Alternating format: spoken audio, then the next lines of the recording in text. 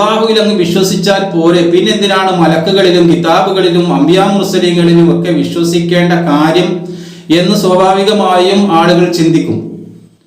അപ്പോൾ അതിന് പറയാനുള്ള മറുപടി, ലോകത്ത് പല മതങ്ങളുമുണ്ട്, അതിലെല്ലാം തന്നെ വിശ്വസിക്കണമെന്ന് പറയുന്നില്ല. അല്ലെങ്കിൽ പല അത്ഭുതങ്ങളും ദൃഷ്ടാന്തങ്ങളും ഉണ്ട്, അതിലെല്ലാം തന്നെ വിശ്വസിക്കണമെന്ന് അള്ളാഹു കൽപ്പിക്കുന്നില്ല. ഇവിടെ ഈ കാര്യങ്ങൾ പറയാൻ കാരണം ഈ 5 കാര്യങ്ങളിലൂടെയാണ് നമുക്ക് അള്ളാഹുവിലേക്ക് എത്തിപ്പെടാൻ സാധ്യമാവുകയുള്ളൂ എന്നതുകൊണ്ടാണ്.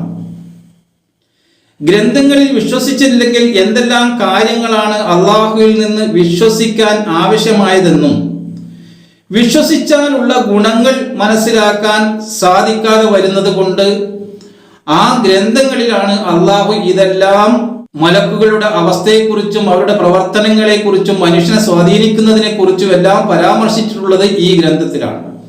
അതുകൊണ്ട്